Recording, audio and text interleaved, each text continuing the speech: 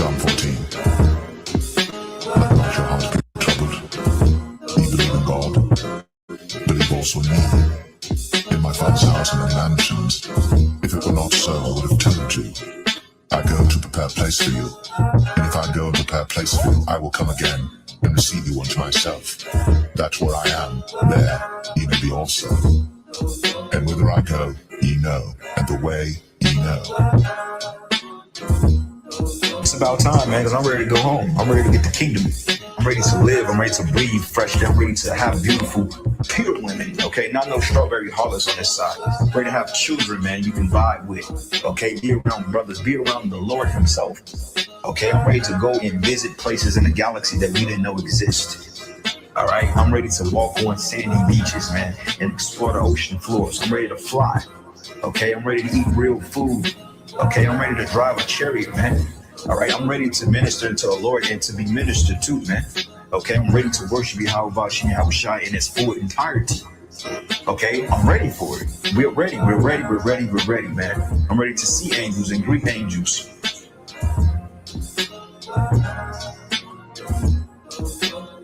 But as it is written, eye hath not seen, nor ear heard, neither have entered into the heart of man the things which God hath prepared for them that love him. But God hath revealed them unto us by his Spirit. But as it is written, eye hath not seen, nor ear heard, neither have entered into the heart of man the things which God hath prepared for them that love him. But God hath revealed them unto us by his Spirit.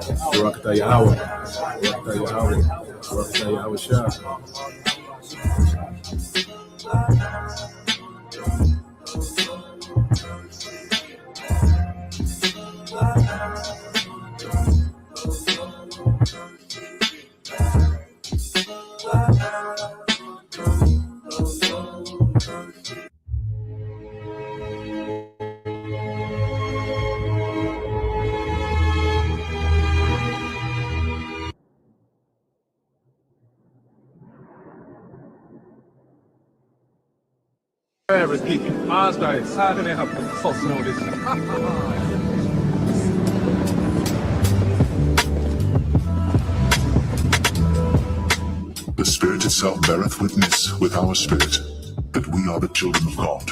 And if children, then heirs, heirs of God, and joint heirs with God. If so be that we suffer with him, that we may be also glorified together. For I reckon that the sufferings of this present time are not worthy to be compared with the glory which shall be revealed in us. For the earnest expectation of the creature waiteth for the manifestation of the sons of God.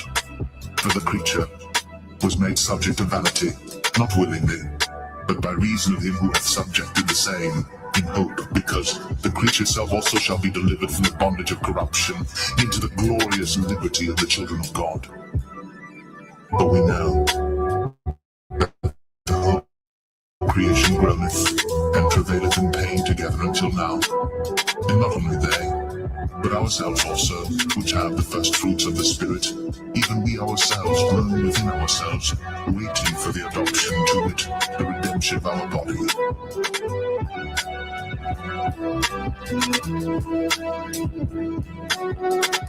I will declare the decree. The Lord hath said unto me, Thou art my son. This day have I begotten thee. Ask of me, and I shall give thee the heathen for thine inheritance, and the uttermost parts of the earth for thy possession. Thou shalt break them with a rod of iron. Thou shalt dash them in pieces, like a potter's vessel. Be wise now, therefore, O ye kings. Be instructed, ye judges of the earth.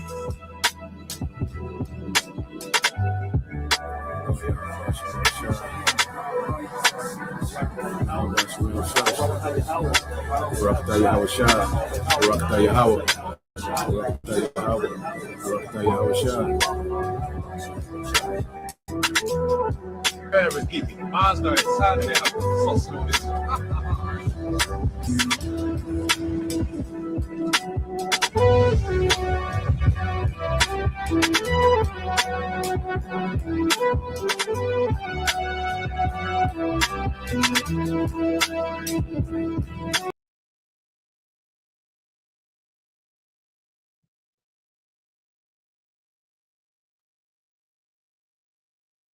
Right?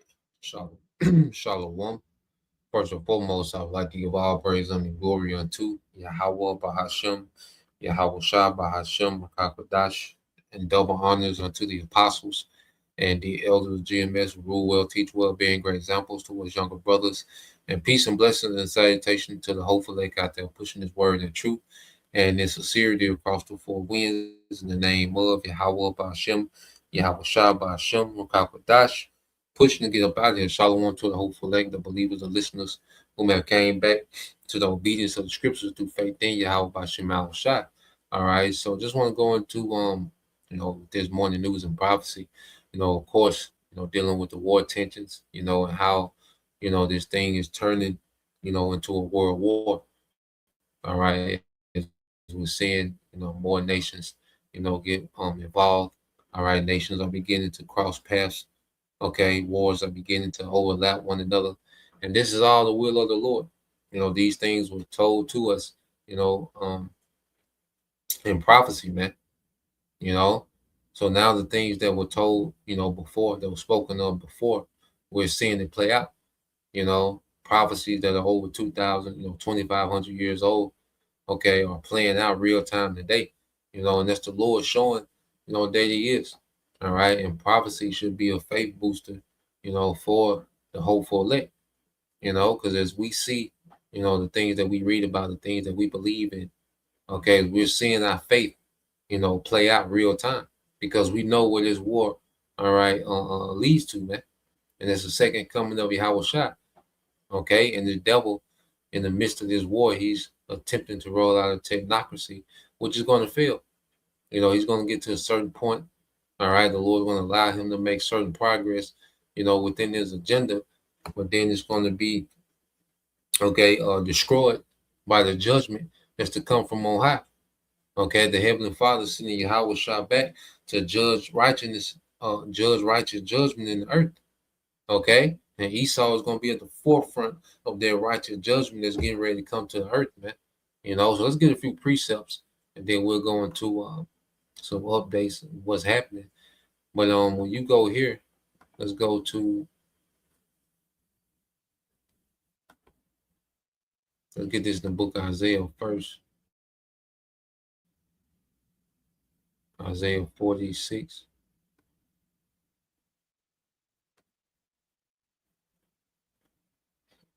All right, Isaiah 46 and 9. It says, remembering the former things are old, for I am the Most High, and there is none else. I am the Most High, and there is none like me, declaring the end from the beginning and from the ancient time, the things that are not yet done, saying, my counsel shall stand, and I will do all my pleasure. Okay, so when we go into prophecy, we're going into the future counsel and the pleasure of the Lord. See, it's the Lord's pleasure to judge America, turn this place to a desert. It's the Lord's pleasure to get rid of 2/3. It's the Lord's pleasure, okay, to bring civil unrest, okay, famine. This is the Lord's pleasure. So even, the elites, manipulating and having these agendas of depopulation, well, that's within the Lord's pleasure, okay, to allow these devils, to do certain things on the left-hand side because it's within the Lord's counsel, it's within the Lord's pleasure. But everything that's not of the Lord's pleasure, that's not of his counsel, is not going to happen. And that's what these elites, fail. Okay, the elites are set up for failure. You have to understand that Yahweh Bashim Al Shah has the elites of this world, okay, set up for failure. Okay, and they have but a short time. So when you go into just other translations and dealing with Isaiah 46 and 10, you go into the NLT, okay, it says, only I can tell you the future before it even happens. And Esau tries to mimic that, with his movies and The Simpsons and particular things, and some of the things he's able to do, but then some things he's not able to do. You see, the Lord don't miss. Esau can be way off on years. If it was up to Esau, we will be in the New World Order. He's behind. We have to understand that this devil, he's behind schedule. You see, and one thing about Esau do, he loves to, put off like he's got everything figured out and everything is going exactly according to plan. Nah, man. There's things happening that this devil can't account for. Okay? And the scripture said that will be happening, man. Evil will come upon him and he will not be able to put it off. Okay? It says everything I plan will come to pass if I do whatever I wish, man. That's why when we stick to prophecy, man, we're not caught up in the fantasies and the fairy tales of Esau. Okay? Because he loves to push a bunch of misinformation and disinformation to keep people confused. You see? But when you stick to the scriptures, it cut through the madness, man. And we're able to see the will of the Lord play out, man. Okay, and we're able to see the moves Esau is trying to make within it. Okay, which align with scriptures, man. So we're seeing the Lord do everything, that he desires in the earth, man. Okay. Read this in the AMP. It says, so like Isaiah 46:10, declaring the end and the result from the beginning and from ancient times of things which have not yet been done, saying, my purpose will be established and I will do all that pleases me and fulfills my purpose, man. So the Lord is doing what's pleasing to him. Okay, and one of the things that's pleasing to our power, let's go here. In the book of Luke, chapter 12.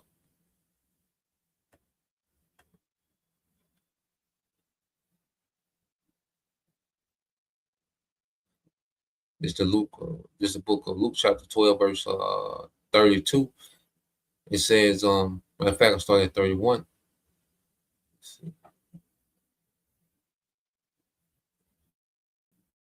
All right, this is Luke 12:31. Said, but rather seek ye the kingdom of the Most High. And see, now our expectation is in the kingdom beyond this world.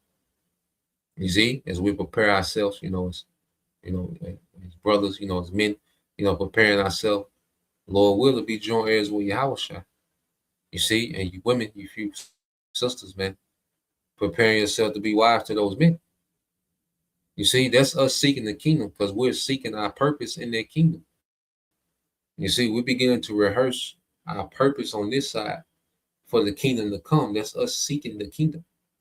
As we delve more into understanding, we begin to conform more to, righteousness. We begin to fast, pray. We begin to put off this world more and more, become dead to this world more and more, and alive in the kingdom that's promised to come. You see? So we're the spirit of Yahweh Bashim Al Shai, you see, is grooming us for the kingdom to come. You see, it's conditioning us for a righteous kingdom. So as we actively, rehearse the righteous acts, we're seeking a kingdom, that's showing the Lord that we want a righteous kingdom.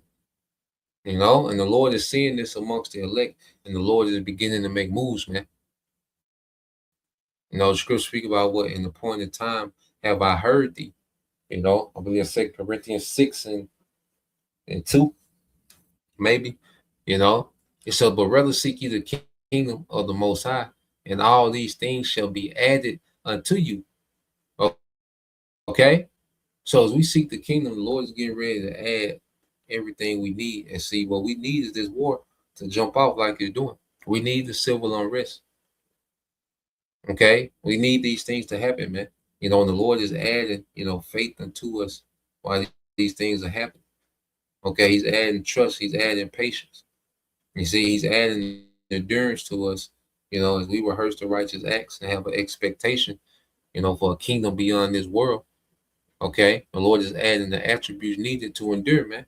As the Lord is going through the process of what, man? Tearing this place down, man. They will build, but I will throw down. The Lord's getting ready to throw down. This war is going to throw this kingdom down, man.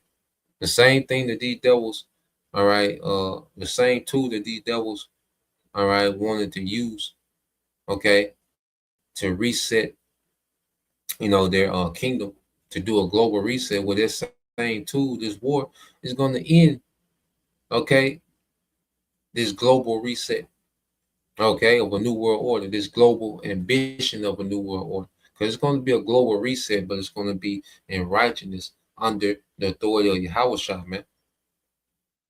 Okay? So the same tool that the devil, used, to attempt this new world order is going to be the same tool that puts him in slavery. Okay? And that ends, this whole kingdom, man. And everything that the devil is built up is going to be destroyed. So you read verse 32, because remember, in Isaiah 46 and 10, it said the Lord was doing his pleasure.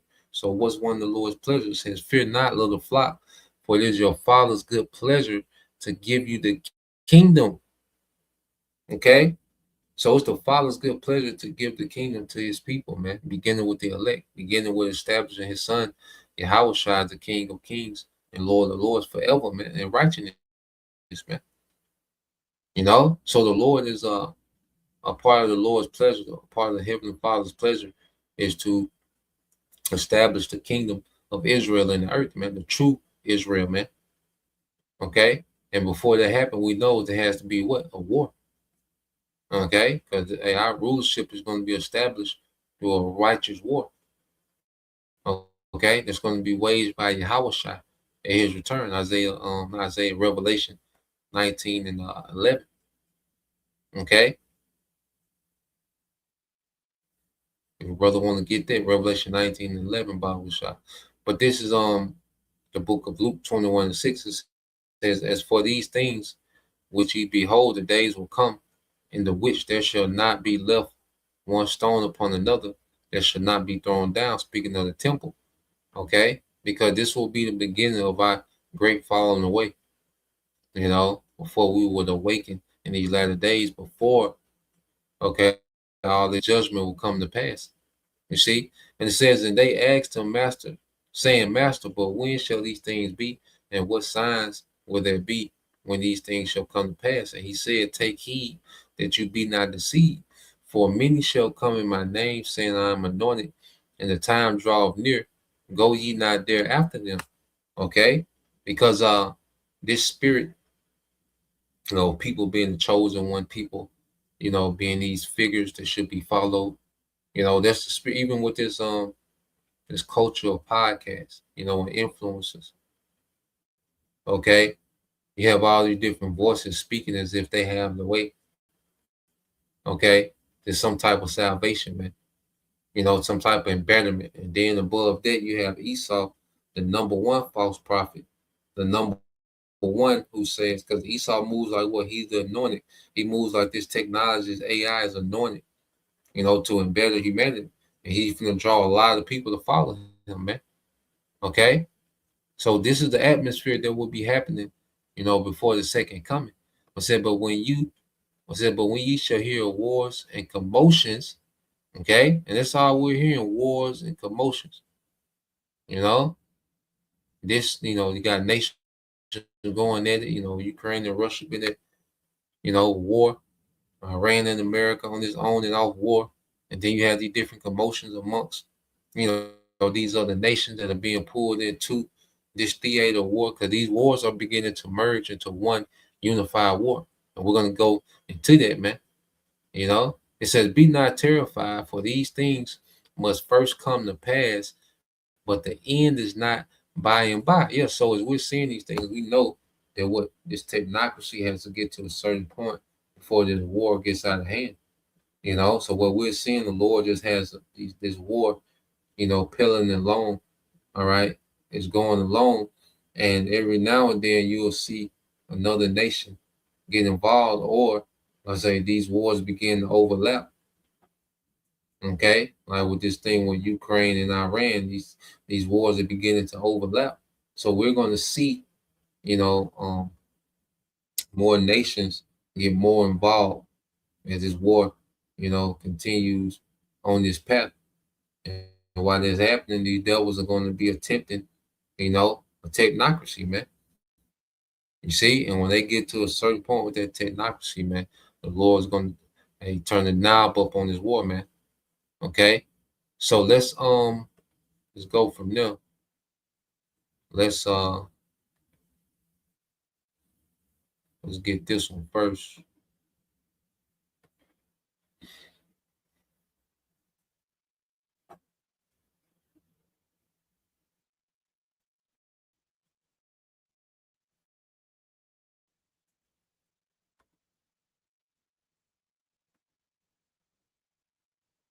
Because just like the brothers got, let me see.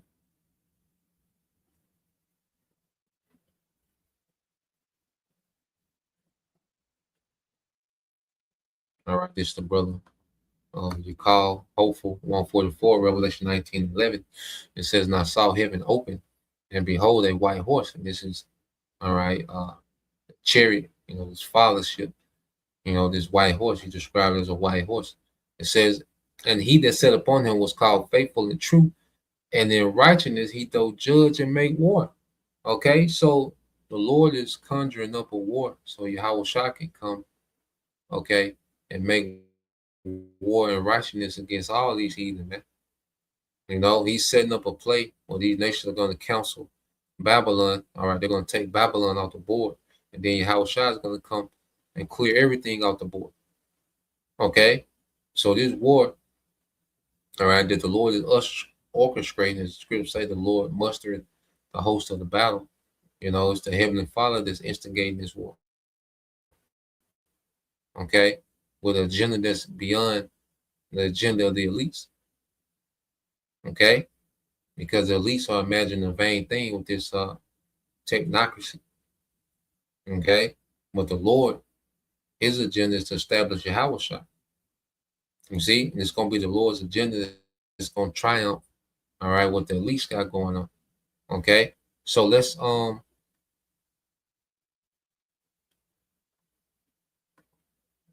play this. Zelensky is expanding the war, not just by firing deeper into wild berries and that kind of economic targets in Russia. He struck an Iranian vessel in the Caspian Sea over the weekend. Tehran has accused Kiev of hostile criminal act. Abbas Araghchi, the foreign minister from Iran, made this interesting statement here. He said that Zelensky has attacked an Iranian commercial vessel, killing a sailor. And he calls on the EU High Representative Kallas to make clear what the freeloader in Kiev did cannot go unanswered. So what in the heck is going on with Zelensky here? Let me show you what Zelensky has said into why he's going here. If Iran, from the first year of the war, gave new technology to Russia, it was Shahid drones. They gave thousands of these drones first year of the war. Then they gave licenses. What did they do? Did they attack us? I think yes. So they already did it. But we have to be honest. Iranians and North Koreans already attacked us. Okay, so we're 4.5 years into this. Why did he? So when you listen to what Zelensky said, he's saying that, look, okay, Iran has given Russia, drone technology at the beginning of the war. Okay. And then he mentioned North Korea. Now, what we have to understand with Ukraine is a proxy for the small hats. America and Ukraine are two proxy nations for the small hats. Okay. So the small hats sicked Ukraine on Russia. And then the small hats sicked America on Iran. Okay. Because as they go into this new world order, you see, it's a battle for resources, it's a battle for regions, it's a battle for leverage. And these small hats want, all right, a weaker Russia and a weaker Iran, and they want to establish the greater Israel project with no threat to their sovereignty, man. Okay? So when you look at, as scripture say, the least of the flock shall draw them out. The small hats are behind, all right, America and Iran and Russia and Ukraine. Okay? With Ukraine and America being nothing but, all right, attack dogs for the small hats. Okay, so now what we're seeing is Ukraine, has struck, all right, this Iranian vessel, taking cargo to Russia. Okay, they killed the sailor, injured a few, and Iran said they can't go unanswered. So it's gonna be interesting how that's gonna play out. But see, now Ukraine, okay, is overlapping. The Ukraine and Russian war is overlapping with the America, all right, and Iran war. You see, so now you have an overlap, okay, with nations that are already at war, but you have this war between Russia and Ukraine overlapping into the war with Iran and America. Now you have a new player because he said North Korea attacked us too. Okay, so that adds a new player, that activates a new player. How's North Korea going to respond to that? Because he just said this July 26th, so this was 2 days ago. That interview was 2 days ago. Okay, pretty much putting what North Korea on notice. All right, North Korea already has troops, helping with the war in Ukraine. And North Korea said they would send troops to Iran if America did a ground invasion. Okay, so what you're seeing is the Lord is pulling these nations into this war. All right, and this is what's going to start a world war. Right now it's regional. Next phase is world. Okay. Then you had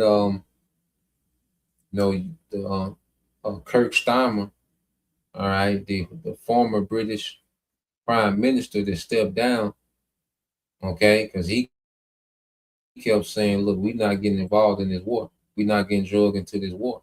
So he resigned. They ran that nigga off, okay, and this new guy has given America permission to carry out strikes. All right, these B-1 bombers, and these B-2, B-52 bombers to stage them in, the UK and do strikes from the UK going into Iran. Okay, and Iran said whatever nation is aiding and helping America do strikes is now a part of the war. So you got UK that has got a little more involved in the war by allowing America B-52, B-1s, and B-2s, okay, to be staged and, potentially do bombing campaigns on Iran. You see? So now you have another player being activated. Then you have Yemen and the Saudis. They, all right, have started their back and forth. Okay? That's another 2 players that have been activated. So what we're seeing is all these hot spots in this war is starting to light up. And everything is interconnected. Okay? And these relationships that we see these nations have, it all lines up with prophecy, man. What you're going to get. You see? So let's jump ahead a little bit, play a little bit more of this. Just went into that to sum up what's going on. All right. Let's start. Bar owners and store owners. He's a thug. He's a straight up thug. But it's hard to be a thug when suddenly it turns out that because the thug's only good if people think that the big boys are coming through to break your neck. Boys, you're going to pay the payout. But now Walsh is confronted with the fact that there are no big boys. There's a bunch of old men with bad knees, arthritis in the hands, limp along, torn rotator cuff. And nobody's afraid of these people anymore. America's been shown to just be this empty shell of a power. We can't beat Iran. Let's just let that sink in for a second. We can't beat Iran. Not only that, Iran is beating us. Yes, ladies and gentlemen, we're losing this war. We lost this war. Iran hits us hard. We're blowing up empty buildings. We don't know what we're hitting at all. And we don't have the ability to go deep anymore. We used all that in the first 39 days of conflict. We didn't suddenly magically wave a magic wand and have all of our defense industry wake up and go, we're going to produce a whole bunch more missiles in a very short period of time. We're producing nothing, ladies and gentlemen. The money that's been allocated hasn't reached there. We aren't increasing our production yet. We may down the road, but it'll take years for this to happen. Yep. Years for this to happen. Meanwhile, Donald Trump re-engaged, saying, I want more intense conflict. It hasn't been more intense. It was more intense the first 39 days. Why? We don't have the ammunition. Nothing. And here you are. Look at the time it takes, 64 months to build an SM-3 missile, but we've blown through 2/3 of our SM-3. THAAD, 80% of the THAAD missiles are gone. 53 months. SM-6, JASSMs, Tomahawks. We only had 90 of these precision strike munitions. It takes 46 months. We had 90. We used 80. We got 10 left. Guys, it's over. We have no ammunition. What we're using are HIMARS and ATACMS missiles on Kuwait, Bahrain, and the UAE to strike targets along the coastline. And that creates a perception of power. We use these JDAMs, which is basically the joint, the standoff bombs, but they're not powered. So that your airplanes have to go high, drop, satellite guides them in on the target. Well, one of the problems with JDAMs is they get jammed. I mean, people, go look at what the Russians are doing to the JDAMs by the Ukrainians. They're jammed, they get shot down, all that. We're not hitting anything. And what we go in with deep, we're bombing empty buildings. We don't know what we're striking, and we're just burning through ammunition. And Donald Trump said, I really want to put the pressure up. And the military came to him and said, we can't. We don't have anything left. And if we continue this, we'll be totally defenseless right now. All of our air defense is stripped away. And the Iranians have ballistic missiles that will never end. And right now they're doing a lot of harm to us. They're taking out hangars that they shouldn't be taking out, but they're taking them out. And if we continue this war, they'll take out all of the hangars. We'll have nothing left. We've lost this war, so we stopped the war. Now, he hasn't declared a formal cease. We just stopped bombing. And now the Iranians went out and said, well, you stop bombing, we'll stop our missiles. So there's a ceasefire that isn't a ceasefire. And this is the reality right now. We through. Okay, out of there, man. And see, and I'm thinking about because America was sending a lot of weapons to, America has been sending over the years, over the last, especially since October 7th, and since the war in Ukraine, America has been sending a lot of weapons to the small hats in Ukraine. Okay, so now, because then you look at like, well, why Russia won't just go ahead and knock Ukraine off? Well, Russia, looking at it now, Russia was bleeding American stockpiles. You see, American manufacturing is trash when it comes to war manufacturing. American military industrial complex is meant to make these contractors rich. It makes America look good on paper that they spent $1 trillion worth, on their military. So it looks good on paper. But then when you get into the actual effectiveness of the equipment they got, it doesn't match the $1 trillion price tag. And that's why America is looking like a paper tiger. Because on paper, it looked like unstoppable. But then in real combat, these weapons, all right, are hard to manufacture, and then they're extremely overpriced. Okay, they're overpriced for the sake of enriching these few contractors, man. Okay, and everybody's getting a kickback within the government from these contractors. All the senators and congressmen and these different let's say these different government officials, they get a kickback from the contractors. So war's a racket for these Edomites to get rich. Now America has a powerful military, okay, but it's way more powerful on paper than it is in real life. Because you can be the most powerful military, okay, and still be way over hyped based on paper. So what the American military is facing is the reality of their strength. Okay, it's still a strong military, all right, but first you're fighting far away from home. So you got to have all these logistics to rearm yourself. Iran is able to create missiles as they fire them because they shooting from the house. Okay, the manufacturers, all right, the factories that create these missiles and drones are underground and can't be hit. So they're able to constantly make missiles as they're fighting. So every time they pause, Iran is just look, we're gonna fight how long you want to fight, and we can pause how long you want to pause. Nigga, we win either way. Because we can manufacture, okay, as we fight. And then when we not fighting, we can just continue adding to our stockpile. And that's why Scott really said these niggas got ballistic missiles that never end. Okay? Russia in the same boat. Russia's able to manufacture at the house. So while Ukraine has to rely on American weapons manufacturers and the logistics to get those weapons out there, okay, which is a very slow process.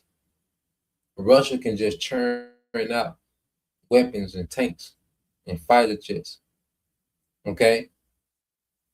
So they're not losing anything. China ain't fighting nobody, so they just able to stop. You think we think China just no, China's stockpile.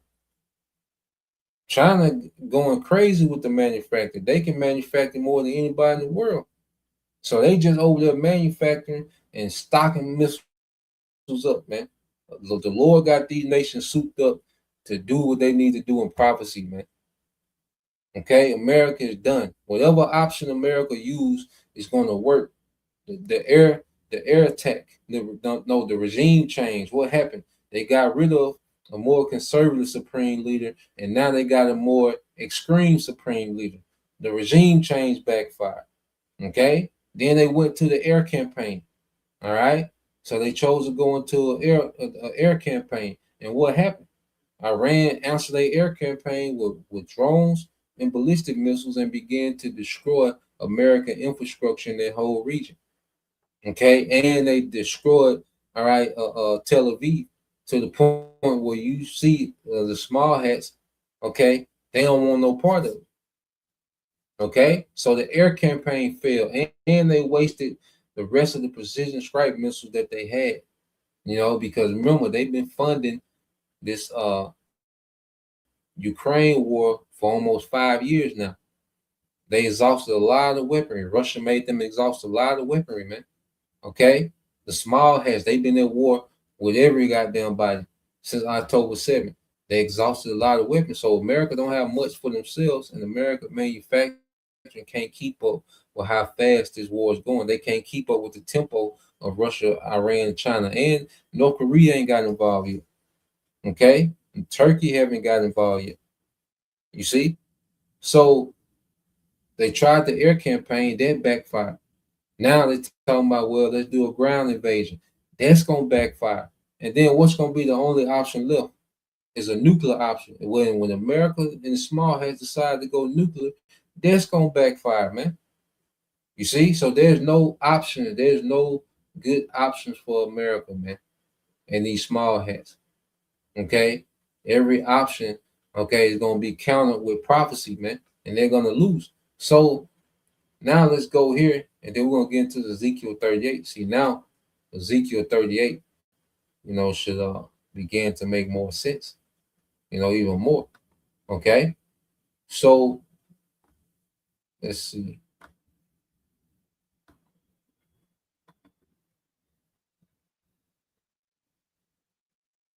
So the small hats, okay, was their release of the flock that's drawing these major powers into war. So now, you know, there's this campaign against Turkey, these small hats. You know, they're next up on the list. Okay, it's Turkey. Was they're doing nothing but what, activating Ezekiel 38, man. Okay? Because Magog and Persia already tapped in. You see? And another major player for Ezekiel 38 that needs to be activated is Turkey. And the talk is already there. The rhetoric for the small has to provoke and draw Turkey into this war is already there. So let's play this. Then we'll get that in Ezekiel 38. All right. After striking Qatar, The Iran war was a clear setback to Israel's regional plans. But as night follows day, the political establishment in Israel has turned its sights on Turkey. This is a clearest sign that even if Israel had achieved regime change in Tehran, the war would not have stopped. It would simply have moved onto a different stage. So now Turkey has become the latest existential threat to Israel. As if in unison, a chorus of Israeli politicians has raised the alarm about a new Sunni axis opening up, composed of Turkey, Syria, and Qatar. This has not gone down well with Trump, who had little hesitation in laughing off the notion that his best friend, Turkish President Recep Tayyip Erdogan, was an anti-Semitic dictator, as Netanyahu now claims. Erdogan is a great leader, a very strong person. Everything I've asked from him, he's done, Trump said. When Netanyahu said Israel's new security doctrine was to kill them first, Vance was even blunter. He said, you're a country of 9 million people. You can't just kill your way out of solving every single national security problem. But Israel is as serious about setting on Turkey as it was about bombing Iran. The rhetoric against Turkey is bipartisan. It's the leitmotif of one of the two men who could replace Netanyahu, Naftali Bennett. He said Turkey and Qatar have gained influence in Syria and are seeking influence elsewhere. From here, I warn, he said, Turkey is the new Iran. Netanyahu now calls the land his forces occupy in Lebanon and Gaza security belts, from which he has no intention of withdrawing. Today, the mood music in Ankara has changed, and there's an acceptance that Israel means what it says about the coming confrontation. Turkey is focused on building up its deterrence, be they naval, air force, or drones. Trump is now giving Turkey the engines it needs to build its new generation stealth fighter, while Ankara is accelerating construction of a 60,000-ton aircraft carrier and building 30 other warships. Turkey's response to Gaza to create a defense pact with Saudi Arabia and Pakistan, the same regional powers that helped mediate the US-Iran deal. That is what Israel fears and is now trying to dismantle. Whatever happens now in the Gulf, the main battle line between Israel and the region will be drawn in Lebanon and especially Syria. The lesson from all this is that Israel means what it says when Netanyahu vowed to change the Middle East forever. Hard power is needed to stop him. The more Arab nations in the region delay their response or meekly rely on Washington to calm things down, the bigger the shock they will get when Israel kills first. And yeah, man. So the stage is set. You know, and these small hats gonna do something that's gonna activate Turkey, man. Okay. So we're going to see new fronts of this war, you know, open up. You know, let's say right now you see America has this on and off war with Iran, okay, because they're running low, you know, in their ability. And see, they're taking so much damage, you know, in these confrontations. You know, last time America went, you know, 40 days. This time they went 13. It's showing you that their ability to wage war is being diminished, man. America don't just stop wars just because. America was in Iraq 20 years, Afghanistan 20 years, okay, Vietnam 11, 12 years. America don't stop wars just because, man. Okay, shit ain't going like playing, okay, and it ain't sweet, and it only gets worse. You know, when I say whenever they start back again, it's gonna be worse than the last pause, man. You know, and it's gonna continue to get worse, and we're gonna see more desperation from America and these small hats, man. Okay, it's just gonna activate these nations to come against them. So when you go into, let's go to Ezekiel. Okay, so remember the small hats put Ukraine on Russia, and they put America on Iran, and now they want to provoke Turkey. Because all this is going to do is what? Activate Ezekiel 38, man. Okay, with these three nations. You see, when you go into Ezekiel 38, this is what we see. This is what we're seeing.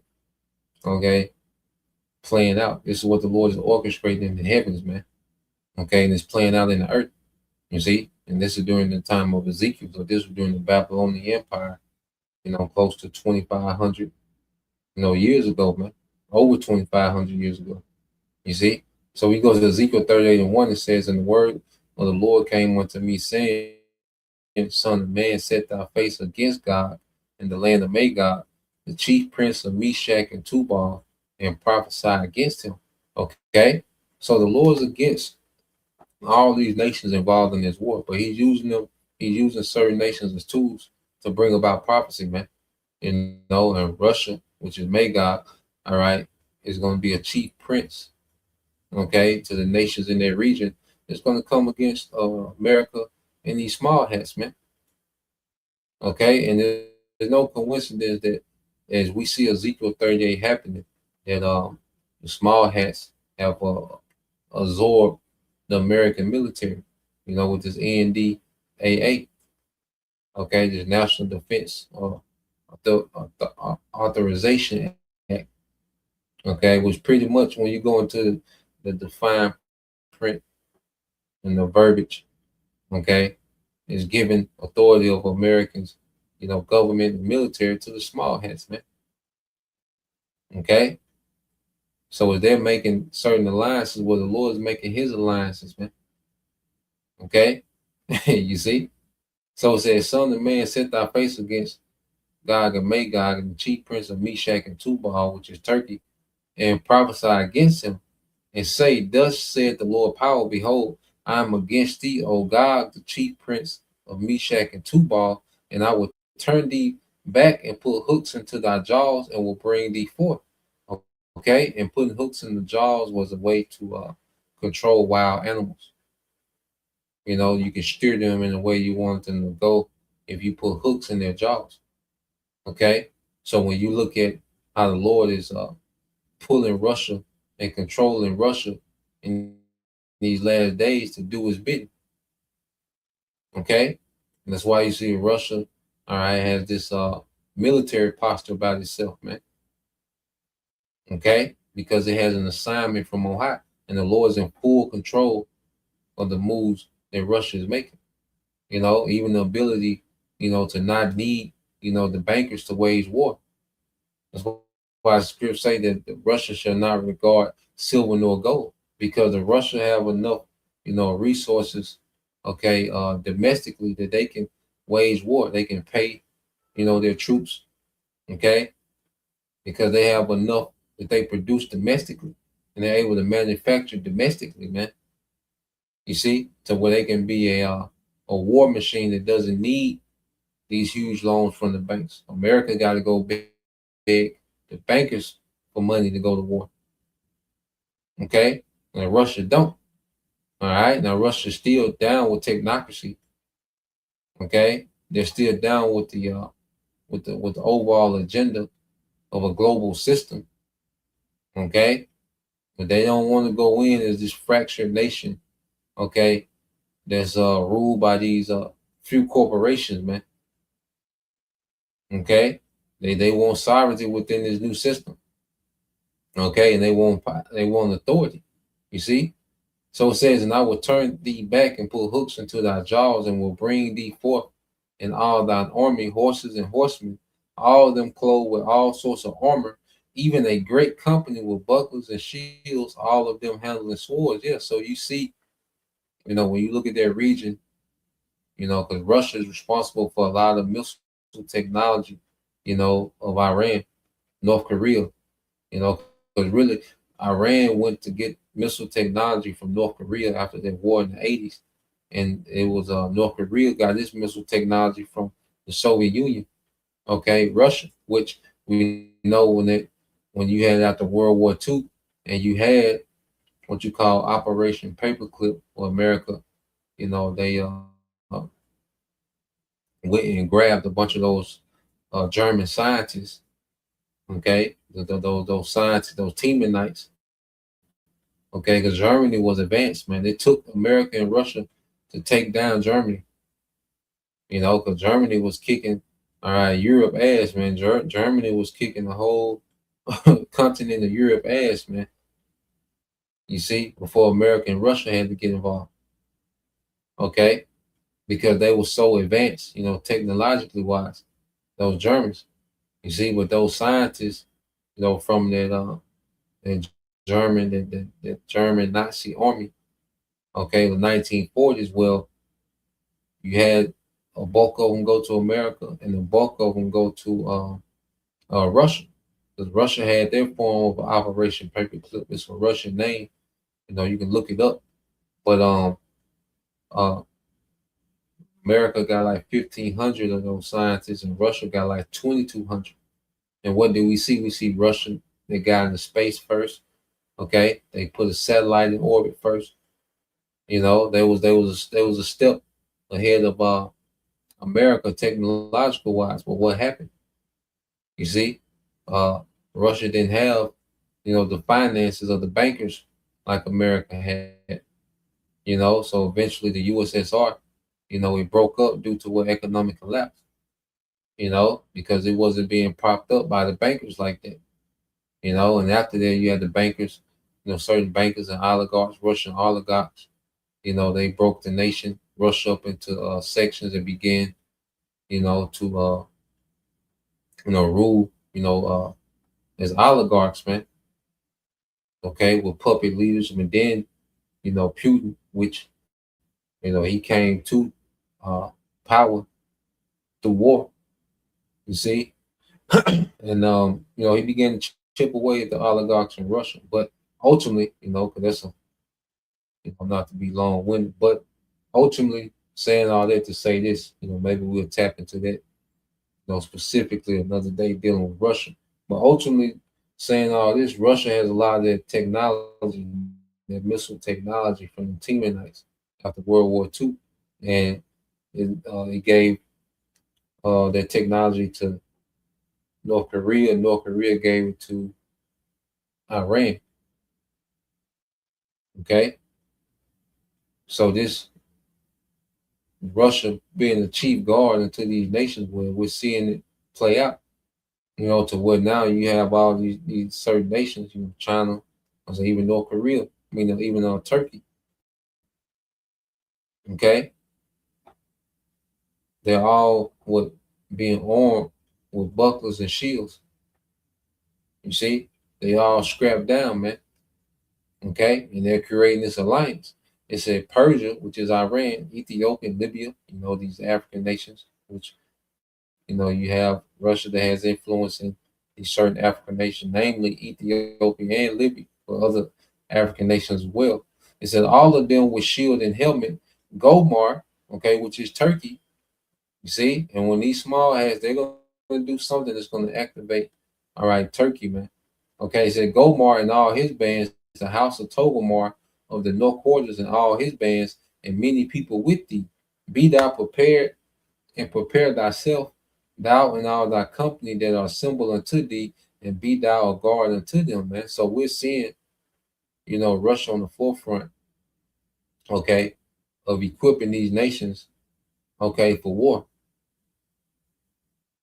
You see, like I said, a lot of these nations, these nations that was, outcast of this to this world system, because North Korea and Iran, they wasn't able to participate in the world market ever since Iran, overthrew that Shah, that puppet of the West. Okay, ever since they overthrew him, Iran has been locked out, the global market. North Korea been locked out, and Russia has been sanctioned like no other nation. Okay, so you have this, black market where these nations, what they call a sanctioned economy, to where all these nations that have sanctioned, they just created these different barter, okay, these different this barter network, to where they able to trade resources because they so rich in resources. Because North Korea, they're rich in that tungsten that's needed to make missiles, because that tungsten is able to withstand the heat from the speed of missiles. That's why North Korea has hypersonic. Even Yemen, they got hypersonic. They got Russian missile technology. That's why Yemen has hypersonic missiles that can reach the state of Israel, man. Okay, hundreds of miles away. Okay, because they tapped into their Russian weaponry, man. Hezbollah has Russian weaponry. You see? So when when you look at how the Lord got this thing planned out, man, it's all lining up with prophecy, man. Okay? Now when you go here,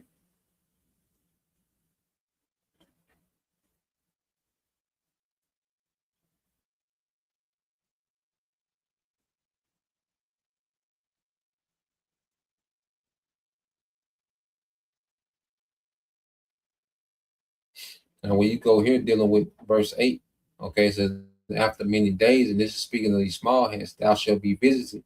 In the latter years, thou shalt come into the land that is brought back from the sword, which these small hands have fought wars, to establish themselves in their land. Okay. It said, it is gathered out of many people against the mountains of Israel, which have been always waste, but it is brought forth out of the nations, and they shall dwell safely, all of them. Yeah, because these small hands for the longest, and they fought these wars, established themselves in their land. They've been able to dwell safely. They had a moment, these small hands getting all this welfare. They did the situation with, the H costs, and they was getting all this sympathy of the world. Okay. And these small heads had it made. They was able, because they had, all this Western military power backing them, that they were just able to bully these nations around them, and they was dwelling in safety. It says, thou shalt ascend and come like a storm, and thou shalt be a cloud to cover the land, thou and thy bands, and many people with thee. So this is speaking of, all right, an invading force that's going to come to the land of Israel, these small heads. And it's going to be what? Russia, Iran, Turkey. Okay. You see, it's going to be at the forefront of that alliance. You see, you're going to have, these proxies that's helping Yemen, Hezbollah. Okay. But at the forefront, you see, it's going to be Russia, Iran, and Turkey. Okay. It's going to get at these small heads, man, because they know they know the small heads are the source. Okay. This conflict. Russia knows that these small heads put Ukraine on them. Okay. Iran knows that America is fighting this war because of these small heads, man. Okay, so they're gonna get these small heads in America at the same time, and that's why in the spirit, I say they did this NDAA, all right, agreement that combines the militaries of America, all right, and the small heads, because they judgments are one and the same. The difference is America will never be built up again. Okay, but the land of Israel will, but it has to be cleansed through fire. You see, it said, thus said the Lord power, it shall also come to pass that at the same time shall things come into thy mind, and thou shalt think an evil thought, and thou shalt say, I will go up to the land of unwalled villages. Yeah, so the Lord, the scripture said, the heart of the king is what? In the hand of the Lord. You see? So it's the Lord, all right, that's going to put an evil thought in the mind of Russia and his allies, man, to just go all out on the state of Israel and America, man. You see? Because ultimately it's talking about them getting at these small hats in the state of Israel, man. But on the bigger scale, they're going to get at these small hats and America, man. Okay? It says, and thou shalt say, I will go to the land of unwalled villages. I will go to them that are at rest, that dwell safely, all of them dwelling without walls and having neither bars nor gates. Okay, which is no defense. And we see America being depleted, okay, of any defense. And on the small hands are depleted of defense, man. So the small hands in America are going to be two unwalled villages, man. It's going to be taken by this alliance that the Lord, okay, is orchestrating these last days, man. You see, the Lord is mustering up the host of the battle, to fulfill prophecy, man. So, yeah, man, it's beautiful to see these things, play out, when it's happening, real time. All right. So we're gonna keep, watching these things, dealing with the war, see who's gonna respond and what new players are being, activated, what new fronts are opening up. Okay, and then you have this too. We don't know how true it is, man, with the numbers, but let's play this. Let's play this. Dealing with numbers on the death toll. Okay, of American soldiers, man, because America tapped out quick, man. 13 days they got out of there, man. Okay. More if it continues with this policy. What I'm about to share with you in the next few minutes is nothing short of earth-shattering. Over the past 12 to 14 hours, the messages coming out of the Middle East have grown increasingly alarming, each one more explosive than the last. We are witnessing a tectonic shift in global power dynamics, the likes of which we have not seen in decades.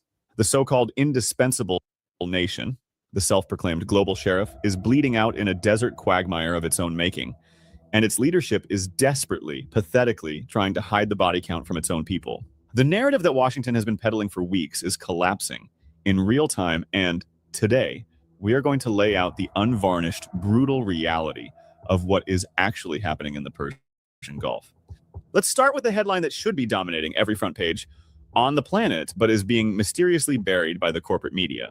The Iranian capital, Tehran, has officially confirmed through highly credible academic and military channels a staggering toll on American forces. Dr. Fouad Izzadi, a prominent professor at the University of Tehran and a well-respected analyst of U.S.-Iran relations, has gone public with explosive information. According to Professor Izzadi, he has personally reviewed a highly classified battlefield assessment document compiled by the Iranian military. This document, which he describes as a detailed operational log, meticulously documents the devastating effectiveness of Iran's retaliatory operations. And the numbers are absolutely mind-boggling. In just 13 days of these defensive strikes, a total of 600 American soldiers have been confirmed killed in action.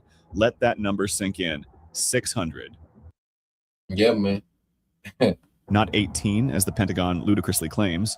Not 14, as the White House tried to adjust the figures to last week. 600 young men and women whose lives were thrown away in a war of choice that had absolutely no strategic benefit for the American people have been turned into statistics that Washington is desperate to sweep under the rug. So, and we know for one thing it's more than 18.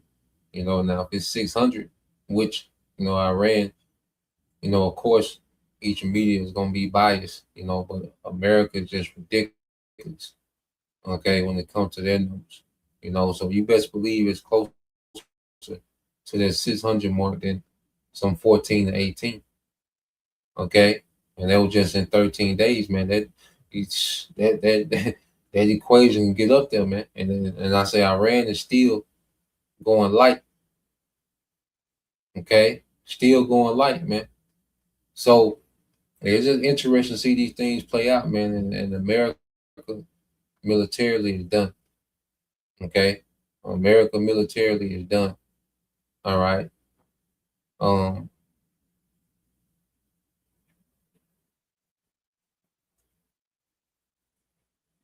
Let's go here.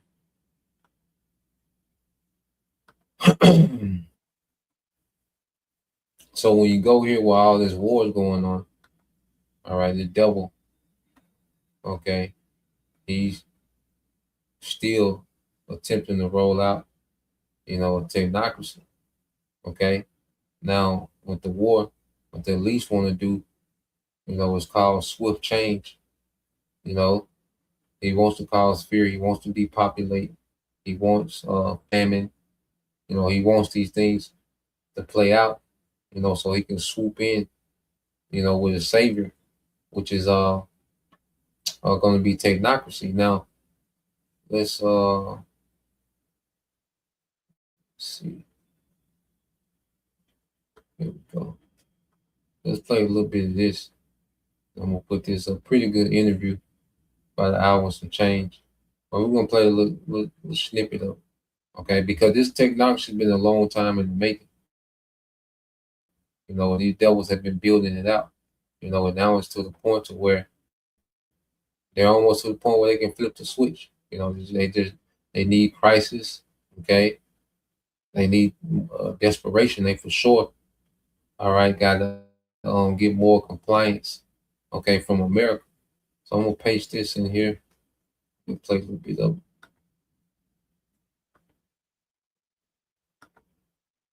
You bet. I started studying globalization in the 1970s when I partnered with the late Professor Anthony Sutton at Stanford University.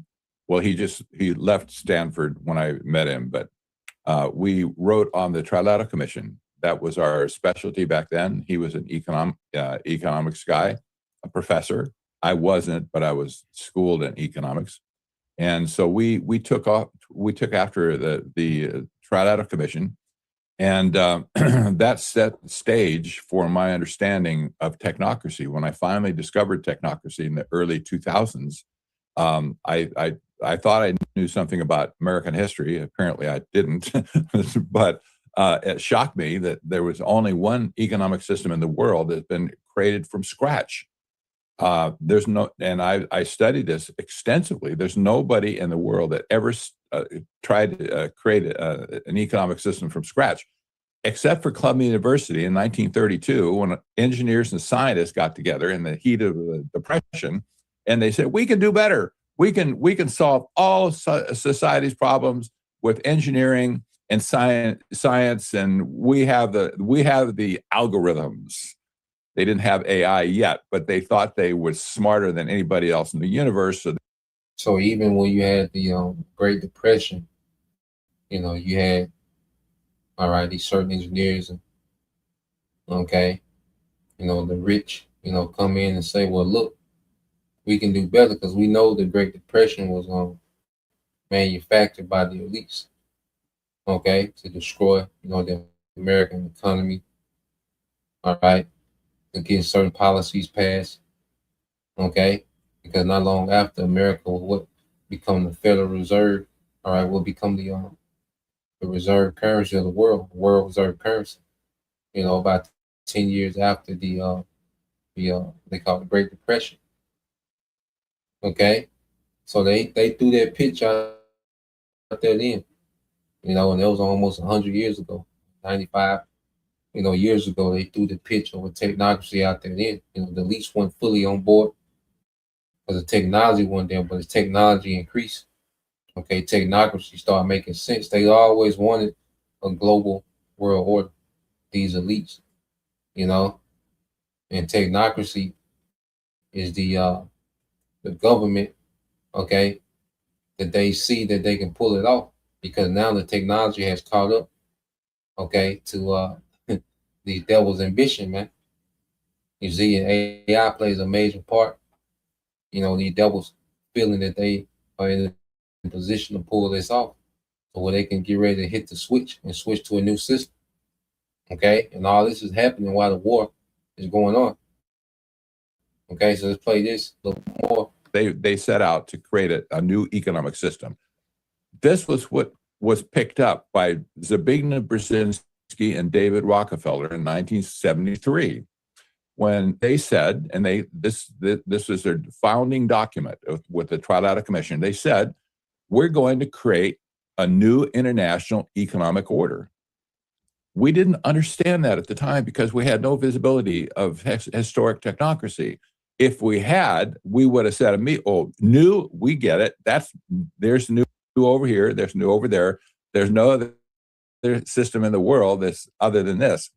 So when I discovered historic technocracy, I put all the pieces together, and I discovered this is exactly what Brzezinski was talking about, the new technotronic era. That's what he called it.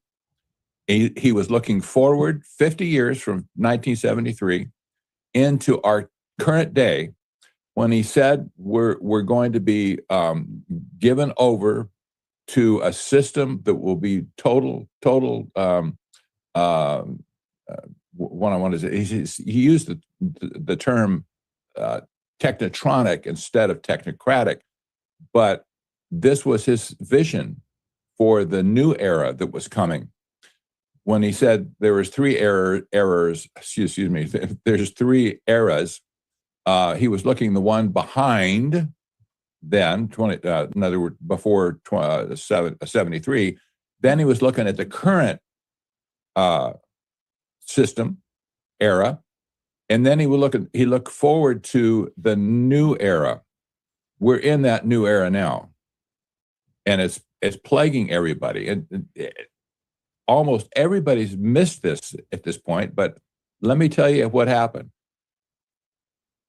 When the technocrats started in earnest to build the infrastructure for what we have today, nobody was paying attention of the seeds that they planted, even like in 2000. So picture yourself going down the street you've been down many times, and you look to the left or the right, and you see, there's a building just shooting up. Maybe it's a multi-story building, and you go, where'd that come from? I didn't see that. Who did that? And it appears, right?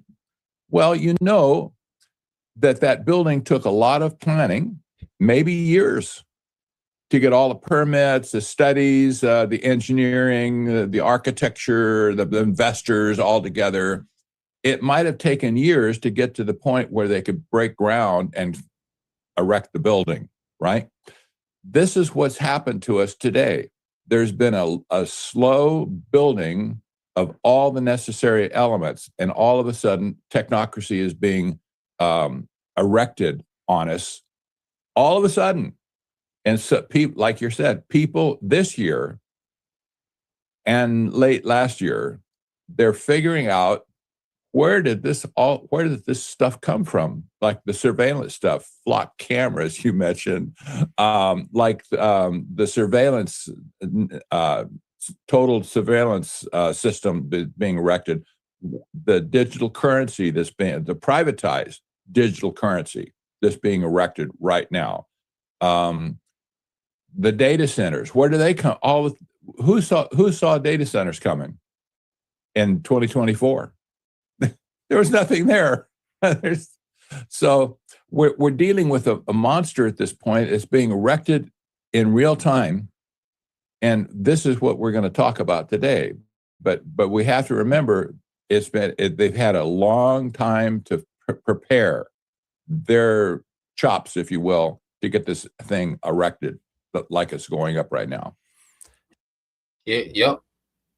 So the devils, they've been laying the groundwork for this technocracy, and like you said, they have, the data centers, okay, because they have enough data to switch this thing to where everyone can have a C-hip, okay, and the data centers can track, your location, your spending, okay. There's enough camera systems to keep up, okay, with people's locations and whereabouts, okay.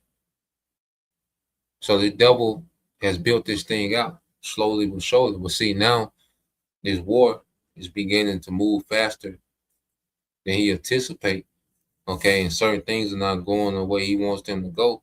So this is the devil knowing he have a short time that he's been, now the Lord is rushing this nigga to roll this thing out, okay.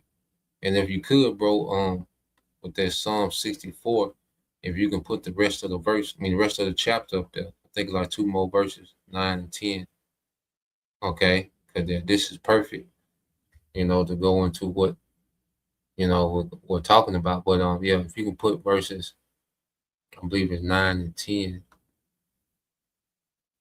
Yeah.